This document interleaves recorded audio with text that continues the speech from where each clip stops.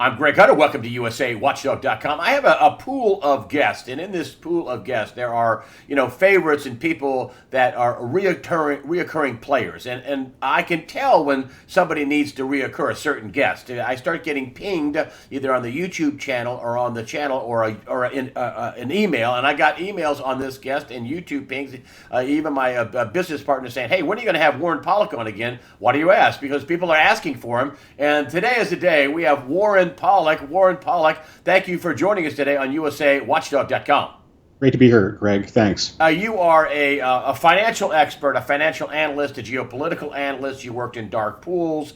You worked in the very high levels of finance. You worked in corporate America. You have a deep experience level, for whether the geopolitical side, the politics side, or the financial side. And you've been putting together your ascertainment of what's going on in the Trump administration and what's going on with Trump. Is Trump selling out to the deep state, or is it the opposite? Well, I think Trump tried to work with the deep state, but the deep state is a little bit wider than most people envision. And I want to say, first of all, I think Trump did the American people a tremendous service. First of all, he blocked the Republican criminals from taking the presidency. And we look at the caliber of people such as Paul Ryan, and he had 7 years to work on health care, and obviously he's not interested in doing anything for the American people. The entire panel of Republicans were just part of this great criminal enterprise. And one of them was going to be the figurehead of the country, and he would get the presidency, and he would just be the latest criminal in charge of the country and figurehead. And the same thing with the Democrats. We had Trump blocking the Democratic criminals from taking the office of the presidency. And we don't live in a republic. We don't live in a democratic system. And all of these political parties are just part of a large system of organized crime. They exempt themselves from the very laws they hold us accountable to. They exempt themselves from all of the heinous programs such as Obamacare or Ryan Care. And Trump, I don't think, was expected to win, but he was able to rally a small portion of the American people and really defeat criminals from both sides of the aisle. So for that, he's done us a service. But basically, he has a very limited power base. And I'm going to use some terms which are, Soviet terms. And let's say that Trump got 48% of the population behind him. He has none of the political class. He has a limited number of the bureaucratic class. And in the Soviet system, those people were called apparatchiks. And he has none of the nomenclatura. And these are the elite people in the press. They're the elite people in government. They have master's degrees from the Ivy League schools. They have family names. They're highly political. They're people like Governor Cuomo that get a $750,000 book deal for a book that News Corporation knew wouldn't sell a single copy. They are people that are just taken care of by the system. And it's exactly the same system that led to the Soviet collapse. And I think Trump got into power, not expecting to be in power. And he's not a politician. He's a business person. And he's never had to pay his dues working up in the corporate ranks into these highly political organizations. And he's used to working in a corporation, his own corporation.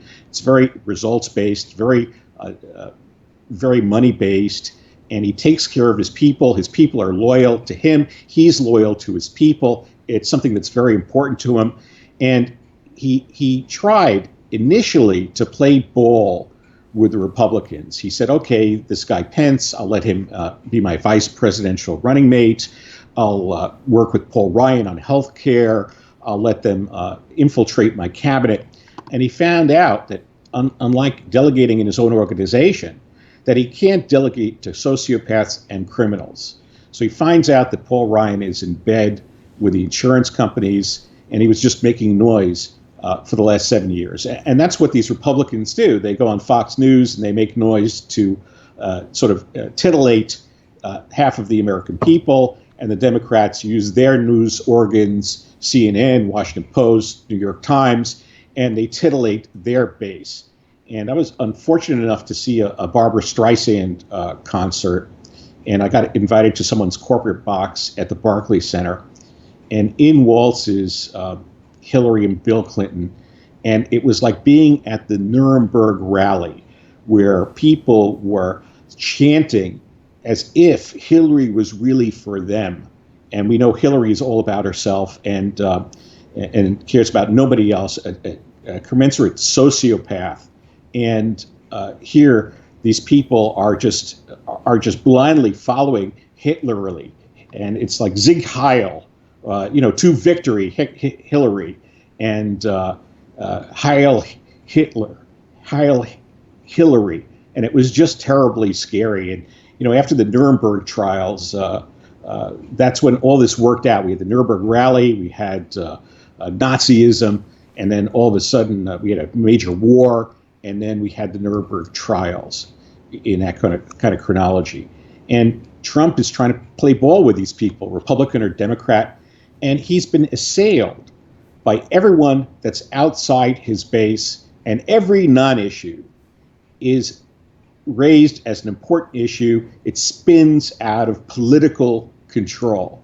And we have people that can commit crimes with no recourse, commit murder in the street of a Democratic operative leaking to WikiLeaks, and there is absolutely no ramification. We could have politicians getting sweet book deals, no ramifications. But if Trump looks sideways, he'll have an out-of-scale reaction, and the media and the nomenclatura will spin out of control, and he has only a tiny support base. He only has 48% of the population that's behind him. He doesn't have the nomenclatura. He doesn't have the bureaucratic class, the apparatchiks. He has no one except his own family sitting there in the White House. And he's not a political fellow. He works in a sort of corporate environment, a hierarchy. And here he is floundering around, trying to communicate with Twitter, and he winds up shooting himself even more in the back, and maybe even incriminating himself. And the thing is, you should get off of Twitter, get off of Facebook, get off of LinkedIn, and all of the social networking. And it is just a self-incrimination engine. And we've said this for years, and no one seems to care. And no one cares what if Trump would do a great thing for the country, most of the population wouldn't care. The same way that most of the population wouldn't care if Hillary was elected and did heinously evil things. They just wouldn't care. It's a totally propagandized public relations type of environment. And Trump could have gone on the attack early on, tried to take down a major kingpin, instilled fear in people. And instead, he did what a business person would do. He looked to play ball with the people that were entrenched. Is he going to have to, I got to ask you this, because you said that early on that Trump needs to go after somebody. Is this what the Comey firing is about, that he needs to put somebody in place that he's got to go on the offensive or he dies? Is that No, I think Comey was a small player, and I think that he basically tried to say that his subordinates wanted to fire Comey, mostly the assistant U.S. Attorney General, and he sort of said, oh, well, this guy doesn't like him, and it's time for a change. And he winds up last night getting stabbed in the back by the assistant U.S. Attorney General, who wants to have special counsel to investigate this bogus Russian story. And this is just a guy, just a despicable individual that's looking to protect his own ass. And Trump could have used this as sort of a respite and said, okay, well, let him get on with his investigation. It's going to take him 2 years to investigate something. He's going to find nothing, or he'll just make stuff up, or he'll put Flynn in jail. But no, Trump has to chime in and say that he's being victimized. He said that on Twitter last night. But he could have had like a bide for time, and he decided not to do that on Twitter. And Trump is just basically flailing right now. He's been absolutely neutered by the majority, the nomenclatura mostly, and that's the elite class. Those are the people that have neutered him. The apparatchiks, that's what people are referring to as the deep state. Those are your career bureaucrats, the people that do nothing in federal service, in the intelligence service, but perpetuate their own paychecks. And, we're sort of following the Soviet collapse. And a big part of the Soviet collapse was this idea that you had a professional group of elites who wound up to be hereditary elites. And these people just acted on their own benefit. And, I just want to raise this book for a minute. This is a book called Nomenclatura, and it talks about the ruling class, the Soviet ruling class, and insiders report. And that's what we're dealing with in the deep state. And it goes further than that. It's also the press, the people in corporations. And it's really, according to this book, I'm just going to read this off, a concealed class, a ruling class that's hereditary, a class that's in the driver's seat of the country, the people that exploit little people and everyone else, the privileged class. It's a dictatorship of all of this entrenched interest. They make a claim to the world dominance, and it's a parasitic class. It's inherently weak. It is totally despicable. And, Trump, again, did the U.S. people a service by pushing back on this nonsense and he at least eroded the illusion to some extent that we're in a Republican system, that we're in a Democratic system, and he stole the rigged election from the Republican criminals and the Democratic criminals. Do you think he got to go and try to go on the offensive? Does he have to go on the offensive to? I don't know if he can go on the offensive. I think his major accomplishment, he had two major accomplishments: winning the election, and then his reformatory platform. And he was able to accomplish one of these two goals. He was able to win the election and present to us a reformatory platform. But if you look at his platform, the odds of it getting implemented through this criminal organization are almost 0 to nil. I mean, the one thing that he could do is to play spoiler at this point. That's what he did in the election. He spoiled the election for the Republicans and Democrats. And it is a valid strategy for him to spoil the party of the Republicans and the Democrats. I don't think that he could recover his agenda. We're not going to see health care. I mean, the only thing that will result from Ryan's health care plan is really a splitting between red and blue states. I mean, you'll go into a blue state and it will become totally socialized. The government will be in every aspect of your business. You'll get mediocre universal health care. And you'll go into a red state and simply you'll die because there won't be health care available to you. And you're going to, let's say you had coverage for health in New York.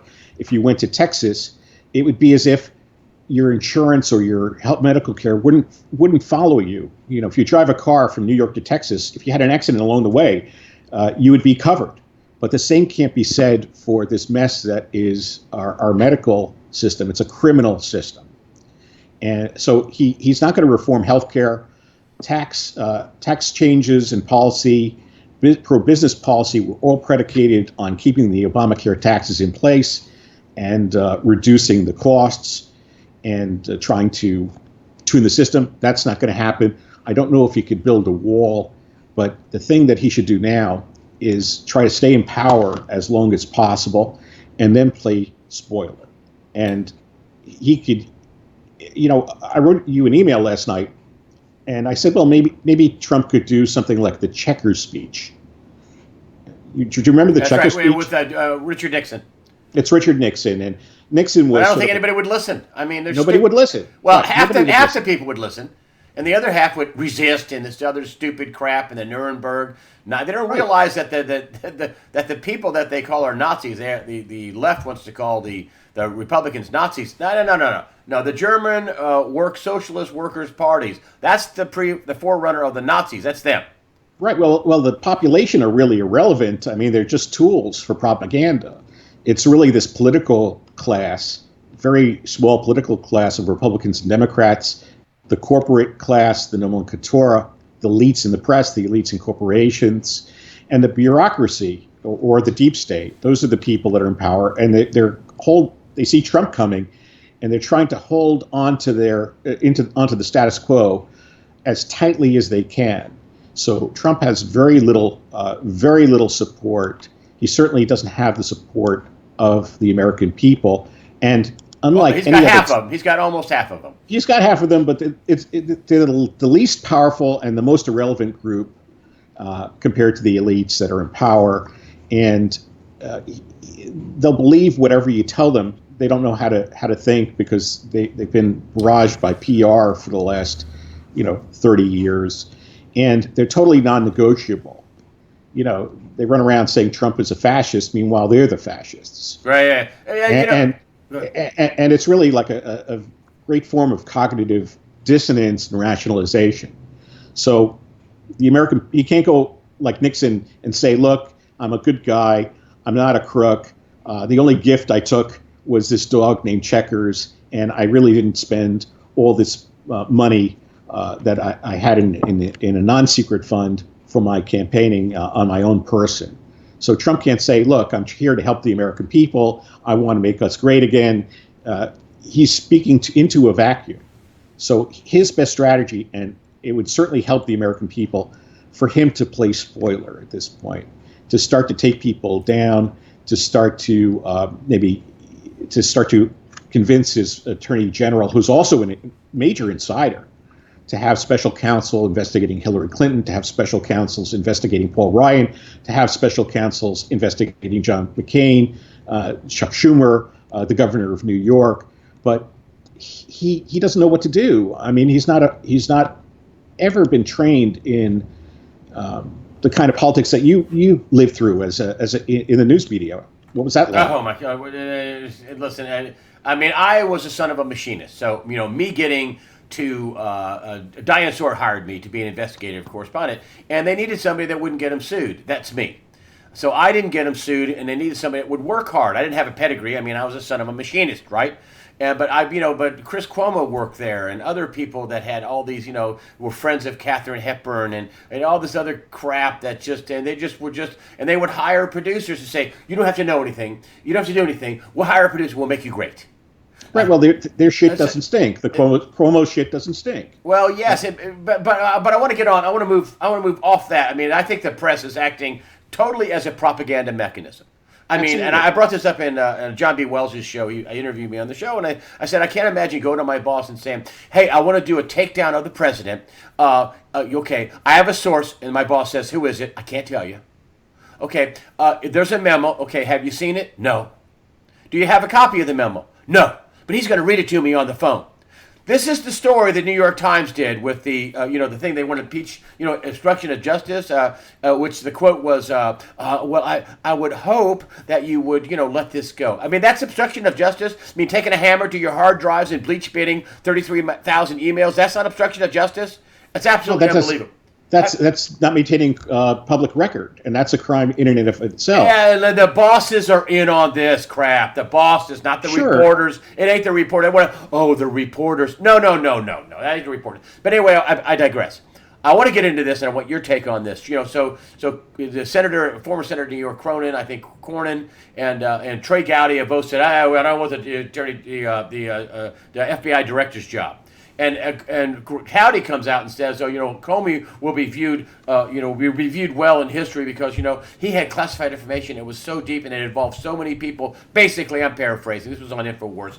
And I have no reason for them to lie about this. There were quotes. And that's nonsense. But he was saying that he was, that Comey, that it was so deep that he couldn't, go after Hillary because so many other people were involved. And I say to myself, wow, Trey, you mean you're telling me that we just have to put up with this and you're going to continue this charade that we have some kind of a democracy, we have some kind of republic, while the whole criminal crony class can do anything they want? I mean, that's basically what's going on. Nobody will take the FBI director's job. What's your take on what's going on? Well, no one wants the FBI director's job because, Trump at this point is poison. And, if you take the FBI director's job, here you are associating yourself with someone that is, has a big bullseye on his back, and it looks like he's floundering. So no one wants to anybody. So we're just going to put up. So basically, what these people who are turning this down are saying to us, I'm not going to fight. I'm going to collect my paycheck. I'm going to go on with this illusion that we have some kind of a government that's elected and that is run in some way, that run ethically, which it is not. What we really have is we have a complete criminal class running the United States of America. And right, stole, and according to from your dog it's so systemic. It's all the way down to the dog catcher, and all the way up to the vice president of the United States. That everyone in between is a criminal. Half of the people in the nomenclatura are criminals. The other half know where their bread is buttered, and they're just going to take a job to better their own career. The U.S. Assistant Attorney General is one of those people, and it's a very sad state of affairs, and it's really a precursor to the collapse of the Soviet Union, and it is a precursor to the collapse of the United States, because no one can get an overview. Someone could have a good agenda, say we're going to make America great again, we're going to bring businesses back. He said all the right things, but none of that can get implemented. You have a tremendous blocking force of entrenched interest, and they'll play politics and take these tiny little issues and make them into huge issues. They'll murder people on the streets, and they'll basically have their job for another day. They'll be able to steal for another day. And this is going on in America, everywhere from dog catcher all the way up to the vice president of the United States, every senator, half of your large corporations. They're all big, bank accounts for people to steal from. Okay. And healthcare, finance, education, loans, debt. And it's really a sad state of affairs. And most of the people, 99% of them, have no idea. I mean, they're living the Kool-Aid, they're living the delusion. They think it's a real economy. They think that it's a functioning republic. I mean, it's really a shame we're talking about this because, I provided you with something like 60 pages of notes. Yeah, I know. On a wide variety of things and trends. And right now, this sort of shows you what Trump is up against, because he can't work on an agenda because he has to react to all of this noise. And he can't talk about anything that's meaningful, anything in the overview, anything geopolitical. Instead, he just sort of compounds the problem. He takes something innocuous like Comey writing a memo to himself. I mean, Cuomo could write memos to himself all day. It's one side of the story. And then Trump comes out and tweets. He tweets that, he has tapes on Comey. And now all of a sudden, this is something that would be totally ignored in the Obama administration or in a Clinton administration or in a Bush administration. But for Trump, because he's being assailed, it's now a crime. It's an obstruction of justice. And there's actually, if there were tapes, it is actually obstruction of justice. And if there's not tapes, it's a feeding frenzy. So he doesn't understand what to do politically. And he was not prepared to become president, nor was he wasn't prepared to become president of a criminal oligarchy, totally criminal class of people that don't really want to see America do anything. They just want to feed off it and suck it dry until it dies. Well, he wasn't prepared for that. Well, that's sort of that's sort of what you have to do as president. And this is a movie, Nixon. All right, and I wasn't going to show this, but there's a scene in this movie where Nixon is talking to some people in the Lincoln Memorial, hippies that are protesting the Vietnam War. And this girl goes up to him fictionally and says, why can't you end the war? And then the little girl realizes, he says, well, you're not really in control as president, are you? And Nixon says, yes, it's sort of a beast that you have to manage and cajole and coerce. And in no time in U.S. history has this beast been so difficult to coerce, and certainly a businessman is not prepared to run an organized crime enterprise of this scale. He could have done it early on by, as I talked about, he was on your show, he was going to be in a piranha fight. The Democrats were attacking him early on. The Republicans gave him a short honeymoon. Now they're going to be biting at his heels like piranhas. He's going to be torn to shreds. I think he has to go on the offense. I think he has no choice. It's very late for that. But I still think he has no choice. It's very late for that. He can't use the bully pulpit. It has very little. It has very little power for him. He's only talking to a small segment of the population, none of whom have any political weight whatsoever. He has a tremendous amount of people going against him. He doesn't have a support base. The Attorney General of the United States is a lifelong politician.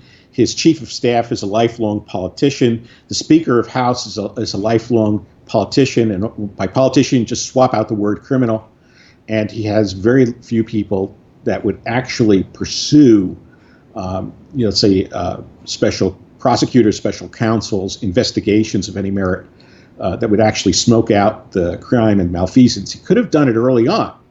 But that window for him was very, very, very slim, and he decided to play ball with the Republicans, and they're just as bad or worse than the Democrats. Yeah, they're both. I call them the criminal crony class. And so, just so you know, when you say the scope of the size of the criminality, I mean, Catherine Austin-Fitts has documented this on Solari.com, and she's been a guest here and is an expert on this budget project. She's got to document it. And she said she pegs it at about $11 trillion stolen. And, what Comey does is insignificant, that if all this money is stolen and he won't do anything about it, and the FBI can go and try to find the stolen money, that's the real story. The real story is the stolen money. And if you want to not be caught for your crimes, and you would start a war, and you would go after the guy who's in the White House, and you would recreate all kinds of diversions. I'm paraphrasing what she says, but basically she says it's the scope of this. They've stolen $11 trillion. That's a huge. That's a trillion is 1,000 billion. I mean, it's unbelievable amount of money being stolen to reinforce your point about how big this criminal enterprise is. And when the economy was good, nobody really cared about the theft. But when the economy is bad, what you're left with is theft and nothing productive in your economy. And that's where we are today. I mean, so many jobs in healthcare, these administrative jobs, they all rely on theft. I mean, instead of having 10 doctors, you have 100 people pushing insurance papers. Instead of, building factories, you're building houses and financing them. So everyone is intimately connected to theft, and in fact, the majority of Americans rely on theft for their jobs. So, well, I know you don't. Well, I refuse to play. I mean, I think that Karl Denninger has it correct. Strategy for our times is to get small, and there's almost no merit to opening up a factory in the U.S. There's almost no merit to even opening up a coffee shop. I knew a lawyer locally that wanted to open up a coffee shop. It was going to cost him $450,000, bribes to the local building inspectors, to sell a $2 cup of coffee. So the ability of America to become productive is being just destroyed by systemic theft. And a lot of this theft is loaded out into the future via debt. So you have these municipalities that are in tremendous amounts of debt. They have future commitments for the tax revenues, future commitments for sales tax revenues. And look at Puerto Rico. Oh, I'm so glad you brought up Puerto Rico. I mean, it was worse than I thought. 74 billion in bond payments, bye bye, and 49 billion dollars in pension funds. They're not getting paid, or not getting paid much anyway. So you don't think that Trump can go on the offensive at this point? You think he could just cling to power and play spoiler? That's it. I Yeah, think well, he's got to go on the offensive. well, as spoiler, he would certainly be on the offensive, but he's not going to be able to make America great again. What he's going to be able to do, and if he gets his act together, is to start to take down some of this criminality at a very high level, and he may self-destruct in that process. If you attack someone, if you fire someone, let's say in a private industry, you're always going to take a hit. So if he attacks someone like Hillary Clinton, let's say, which he should do, for treason, frankly, and he's going to be, having 52% of the population, 100% of the nomenclatura, and 80% of the bureaucracy against him, and calling for his head and impeachment and what have you. But he has to do that. I mean, if he's going to do America a service, I don't know if he can, because he doesn't have any allies. Yeah, he does. Who? I believe he's got a divine ally in God. I think God put him in power. I think he will stay in power because of that. I'm getting kind of deep here in a religious aspect, but yes, I think he will be protected divinely. I do. Well, I would hope so. I mean, because there's nobody, everyone near everyone is his enemy at this point. Well, I mean, today in the press conference, they're talking about Pence becoming your president. Well, Paul Ryan's press conference. Well, I don't think that's going to happen.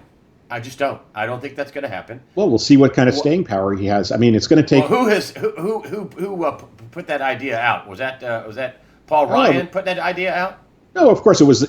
Paul Ryan wouldn't stick his neck out like that. I mean, he has his lackeys in the press ask him that question. Yeah. And Trump, again, he doesn't know what to do. He's going off to the Middle East. What is he going to have the political capital to broker a deal with the Saudis? Broker a deal between the Israelis and the Palestinians? It ain't going to happen. Is he going to sell some arms to Saudi Arabia? Perhaps, because that's part of the paper swapping criminal game. We get to sell arms to Saudi Arabia at the very time that they can't afford it because oil revenues are off the cliff. So it's all a Ponzi scheme, and he doesn't know what to do. But he just by virtue of him being in the White House. I mean, now 4 months in, they're talking about impeaching him. I don't think they're going to be able to do it. But 4 months in, they're talking about impeaching him, and with one phony thing after another, one phony report, unbelievable. I mean, this is what happened in the election, that these criminal propagandist media who thought it was their duty not to tell the truth and try to block Trump. Now they're trying to drive him out of office. They're propaganda. Period. The end. That's what they are. They're not the media. They're not objective, fair arbiters of the truth. But I digress. I want to get into. But who manages the impeachment process? I mean, we had Clinton being impeached, but he wasn't forced out of office, certainly. But it's the same criminal class that manages the impeachment process. So I don't think there's grounds for him to be impeached, even though there is probably a charge of obstruction of justice, which could be pinned on his back because of his own tweets. And that's why Twitter is there, folks. And that's why Facebook is there. It's a self-incrimination engine. And I hear pedogate. And the real issue is Facebook, Twitter, where you are giving your information to someone else so that it can be used against you at a later date. And I think there was a politician in Europe that said that Twitter and Facebook should be taxed because you're giving Facebook consideration value by typing stuff in, and it's really a transaction where you're getting to use the platform and they're getting the value of your information. And that's what government's going to do now. They're going to try to tax people to zero, frankly, because there's so much crime that has to be paid for. But theoretically, he's correct. These services are not free. In fact, they are destroying your personal freedom at an unprecedented scale. And we have sort of this divide of people, red state and blue state. And in these blue states, you're going to have total dominance by the criminal enterprise, really destroying the personal liberty of people at an unprecedented scale in return for a scant number of services and sort of defective housing, defective welfare programs, defective universal care. But in the red states, you're going to have no economy because there's no manufacturing, and you're going to have the accrued savings of people living in Florida and relaxing in the sun, and you're going to have no services whatsoever. And a lot of people over the age of 50 are just going to die, but you're going to have personal freedom and more liberty, certainly. And it's a Hobson's choice. I mean, the red state, to me, is not as bad as the blue state, but both options are bad. I mean, it would be like living in Greece. It's a nice sunny day out in sort of this red state, but in the blue state, you'll be able to go to the doctor, maybe, unless you're like 50 or 60, in which case they won't give you the services. Trump has done, he has exposed one thing, and that is, and he's had the help of the alternative media exposing it. I got to tell you. I mean, I actually heard the MSM talking about how, the alternative media, they support him, they have no shame, because as Bush 43 said in some interview, and I can't remember who he was talking to, but he sat there and said, you guys don't have the same power you used to have. That's the mainstream media. And they don't. They do not have the same power they used to have. They couldn't stop Trump from being elected, and I don't think they'll be able to eject him out of office. I don't. Well, they may not. But he has exposed this giant ball of criminality. If he's done nothing else, he's exposed that. Is that correct? And that's a major service, and we should be thankful for that. And he's a real patriot, and he did that. He made that sacrifice for us. And there's also, this Google ad apocalypse that you guys have been talking about. And there's been a narrowing of information and outlets to talk about things. And all of these social media platforms are really constraining the flow of information. And Google is among those companies which are really clamping down on dissent, clamping down on, with Trump, they never want to have that happen again. And that's why you see this sort of narrowing of the alternative media. And it's something that I think it was Matt Drudge was on Alex Jones, and he told Alex, what's the matter with you? You're using Google as a platform. Don't expect it to be there in the future. And that lecture was very prophetic. And here it is, Alex Jones is getting, $2 million less revenue a year. And news, opinion is cheap, but news is very expensive. I mean, if you wanted to put a staff member down into the White House press pool, it would cost you, $300,000 a year. So even these news organizations, such as CNN, Fox News, New York Times, Washington Post, they don't want to pay for news. So they just have these big feeding frenzies of stuff they just pull out of thin air. And the alternative media. Oh, but it's deeper than that. It's deeper. It's worse. It's worse than that. No, that's not a feeding. They want to thought shape you. They want to work. Right. They work for the oligarchs. They work for the criminal class. That's just, they don't want to just do cheap news. Yeah, but they want to destroy Trump because he affects. He's called them fake news, which is another very effective thing he's done. They are fake. Right, but they are fake, and he could have continued to talk about fake news, and he could have actually gone after fake news. I mean, they have people that hand out licenses. I mean, we give corporations a license to operate. Certainly, you could get something in return back. You could have them, in the old days, if they gave you an airwave, you'd have to provide some of your airtime to public service. Correct. So you had to be licensed to talk on the radio. When I first started, I had to have a third-class license to talk on the radio.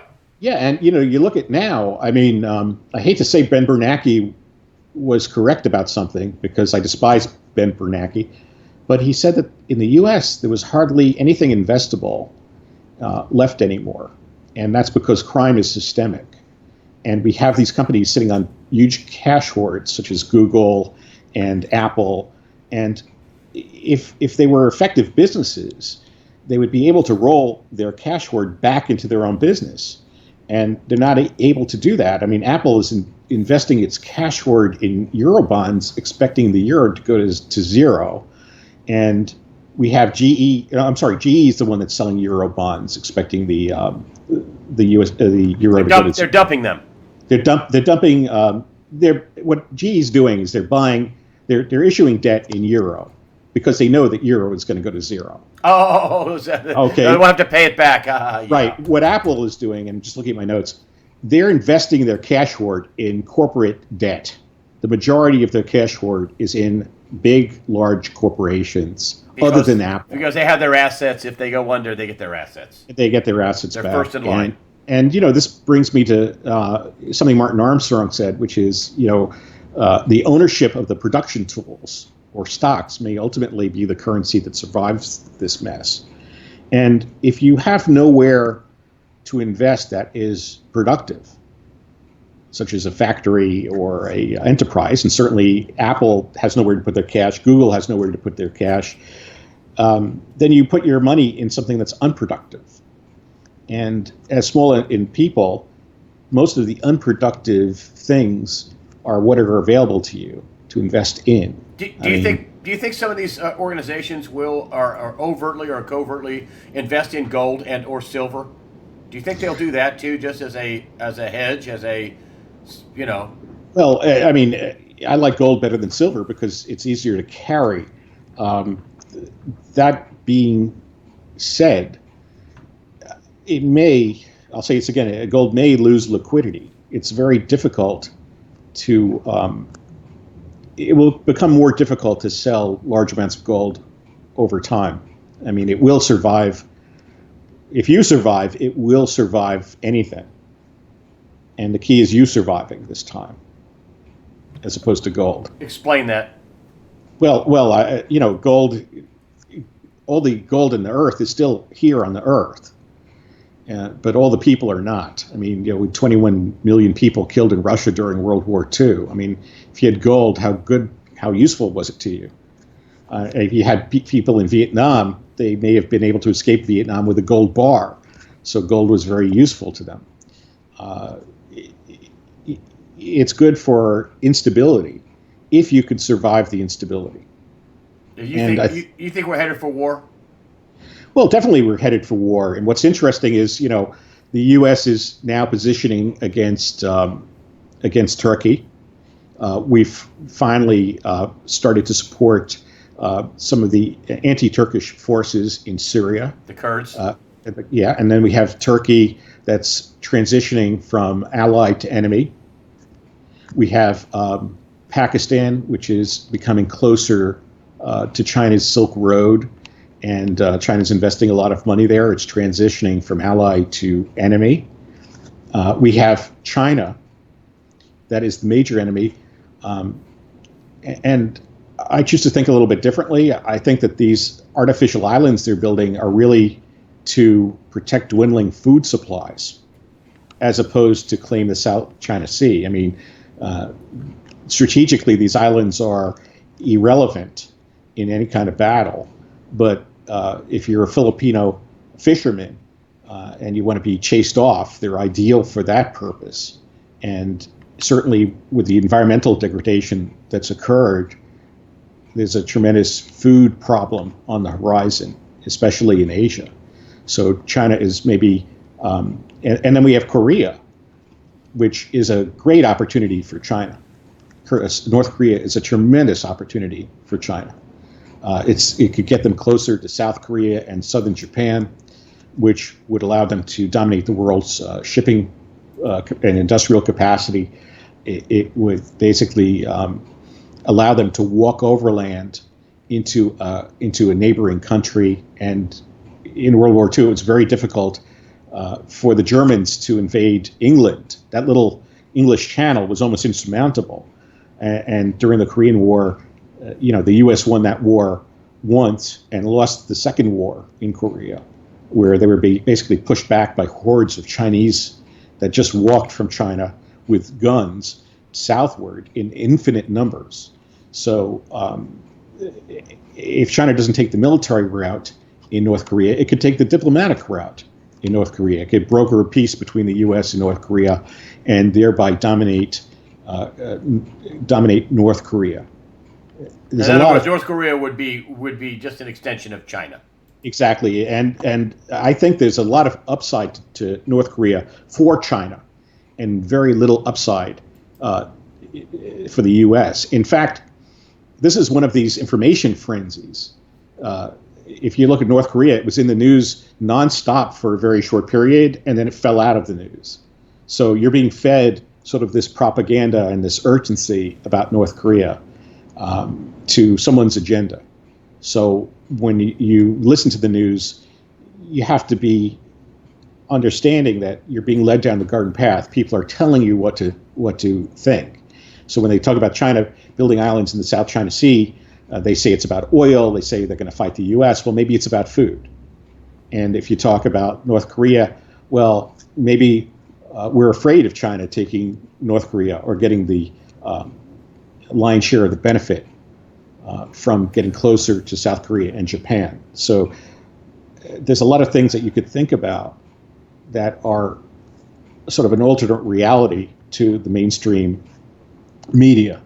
And I think you have to, at this point, discount any kind of fake reality that's being sold to you on Fox News or in CNN or in the New York Times or elsewhere. Last question. I know we didn't get nearly through all of your 60 pages of notes, but wow, what a great, I mean, now we love your brain here on USA Watchdog. We just do. You're a great financial and geopolitical analyst. Two questions. Do you think we're headed for a financial crash sooner than later? If so, when? Well, I'd listen to Gregory Mannarino on that, and I think that he's correct in his analysis. And sooner or later, these artificially priced assets, which have been propped up by cheap credit, have to adjust, and they should adjust to a function of their revenue. So, for example, if you buy a machine tool, it has some sort of return on that investment. And since most of our economy is crime, there's very little value to many of the assets which people are invested in. A good example of that is municipal debt. I mean, municipal debt is not worth the paper it's printed on. Federal debt. Look no further than Puerto Rico. Look no further than Puerto Rico. But how is it that somewhere like Nassau County, New York, has a 30-year bond at 3% when it has no tools of production whatsoever? All it has is the fealty and slavery of anyone that lives there and owns property. So you're saying that basically the stock market's going to go way down, the bond market is going to melt down because there's no way they can make the payments, like Puerto Rico. Puerto Rico is the fat dead canary on the bottom of the coal mine. You're saying that stuff that we're going to get a huge whiplash back to fair value. Right. Well, I think again, Greg Mannarino is correct, and I think at one point, if you see some sort of adjustment, you better grab the representation of the productive economy and put that into your portfolio. For do exactly what GE is doing, do exactly what Apple is doing, and I think that they'll basically survive. But would you be a holder of gold and silver? Yeah, I mean, I for would the little guy. It certainly holds some gold. The silver played out in the Great Flood here in New York is that it became impossible to manage, impossible to sell at a fair price. But people recognize gold as having some sort of value. It's just that there's not very much granularity to gold. Like the cost of bribery might be whatever gold you have. And it might be necessary for you to bribe yourself out of a situation or buy yourself out of a situation. So you'd have to convince someone to take a silver coin. They won't know what it is. But, gold. Yeah, sure, I'll gold. How much you got?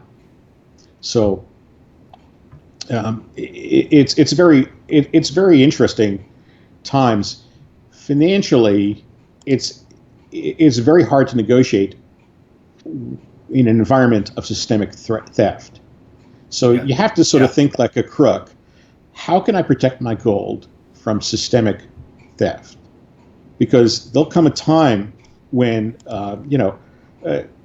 when the Cossacks, take all your assets, and that time is really upon us. And the Cossacks now are all of these hundreds of thousands of governments that we have in the United States. I mean, we have more government now than we had in the 1940s when they were pushing paper, and we had all these local school systems because the communications technology wasn't there. Now we even have more government than we had before, even in the 70s. It's just incredible. And that's why this is really, instead of government and politician, just substitute the word for theft and criminal. And how would you get, and last question, you said about getting small. How would you, and I'm writing myself a note here, get small? How would you get small? What do you mean by getting small?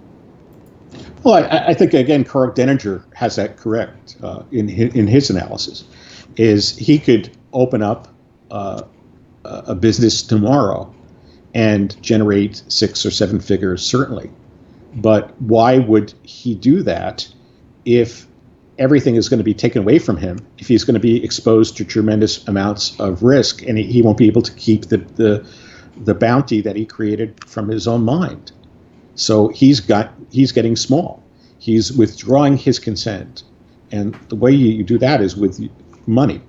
If you can't vote at the voting booth, and that has no effect, you can vote with your money and make yourself less of a target. I've personally sold some real estate because it's a vector for taxation. I try to live a modest life, and this is all depriving people of revenue via theft. And that's how you make yourself small. I mean, try not to be on Twitter. Try not to be on Facebook. Don't give people information that can be used against you and will. And again, Trump is an example of that. They take something which he probably said innocuously on Twitter, and combine that with the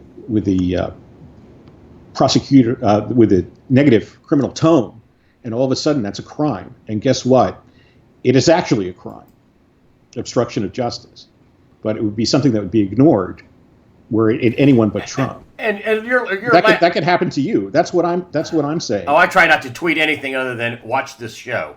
Well, you're a target simply by having USA Watchdog, and you've chosen not to be small, and your guests have chosen not to be small because they want people to survive this disaster. I do. I want people to survive. I don't. I mean, I really, I tell you, I don't make that. Anyway, I don't want to cry poor mouth, but I made a lot more when I worked on the other side at the NMF. Yeah, and also, you're using Google's bandwidth, and thankfully, you haven't been attacked by Google, but some of your guests. Well, no, I've lost a lot of. My revenue's been cut just like everybody else's, and so, I'm just not going to stop though. I'm not going to. I just think that something needs to be done, and I'm not going to. Yeah. Well, there was a Chinese purchase of a company that has for $1 billion that has some sort of retarded cat animation, and some chemical company in China, bought this bizarre child's cartoony thing that speaks back to you on an iPhone for $1 billion. That's how desperate capital is to get out of China. Oh, and would you buy a Bitcoin or Steem it or any of these cryptocurrencies? Would you? What would be your caveat for that? Do you think they're good? Do you think they're bad? Well, I personally wouldn't. I mean, I think that you don't like any Steem it or Bitcoin or anything, and why? No, but however, it is useful to some people. When you look at the Bitcoin exchanges, for example, you see that the Bitcoin is denominated in U.S. dollars, but more importantly, it's denominated in Chinese yuan, and that's very interesting. That the dominant currency is the yuan. So you have yuan is not convertible, but through Bitcoin it is, and the U.S. dollar is convertible. So there is probably organized crime in China, which is facilitating the flow of capital from China to the U.S. via Bitcoin. And you could probably go to a criminal in China and have your Bitcoin laundered internationally and get out of that terrible unconvertible debt-based disaster, which is China, and get into the U.S., which is on high water, on high land in comparison to China. And that's what a lot of Chinese are probably doing. And the second thing is, if you wanted to have a lot of Bitcoin, I know people that have a lot of Bitcoin. I don't know people that have been able to sell a lot of Bitcoin. There's a Bitcoin broker called, I think, Genesis. And they will take large amounts of Bitcoin and provide you with liquidity, convertibility. But in order to legitimately convert that Bitcoin, you put a giant target on your back. The application for dealing with this firm, it goes through every kind of agency, bank references, FinCEN, everything. So, by cashing out of a large amount of it, you are putting a target on yourself. The only way to do that is illegally, and the Chinese have that pretty much mastered. And, you have companies like Overstock, which are losing money, providing a market in Bitcoin, and then you have these exchanges which are so shady that they go out of business at every turn, and then you have the security, the technical risk of Bitcoin. So, if you have $1 million worth of Bitcoin, God bless you, and the price of it might go up, and ironically, the price of it is going up as these exchanges are failing. So my thinking with Bitcoin is the point of Bitcoin is to exit. Either exit a losing China, a debt-ridden, totally maladjusted, over-invested, unproductive type of command economy, and try to find the safety of the U.S. Relative safety. Relative safety, or we just have less crime, is what you're saying. Well, no, I mean, it's not that we've less crime; it's that the empire is always collapse on the edges and then inward. Ah, that's right. We're in the middle. Yeah, and with the Chinese, if you think about controlled media environment, the Chinese are living in this wholly nationalistic, unified voice, propagandized to extreme, anti-foreigner, invaded devil type of environment. And most of the debt was at the behest of the government. The government has funded a lot of unproductive enterprises. They've misallocated tremendous amounts of money. I mean, 100 years from now, if their construction is shoddy, and Chinese construction is, they'll have good infrastructure, but as the debt collapses, they are flirting with instability politically. And, this idea of this guy getting beat up in United Airlines, he's an American, a person of Chinese ethnicity, but, an attack on him was an attack on every Chinese person. And that's how probably the news read in China. So as their economy turns down and their own criminals are looking to perpetuate their existence, they'll create the U.S. as an enemy, and all the Chinese people will believe them all at once. Just like the U.S., when our economy turns inward, we're going to find an enemy to have a war, because after all, they've stolen trillions of dollars, according to Catherine Olsen. Well, wouldn't that be a great thing for Trump? I mean, if you look at George Bush, the best thing that ever happened to him was 9/11. Well, we had a guy that couldn't explain anything to kindergartners, and he's giving a talk, and all of a sudden he can do whatever he wants and destroy our liberties and do exactly what the criminal enterprise of the Republicans and the Democrats wanted to do, was get rid of our freedom.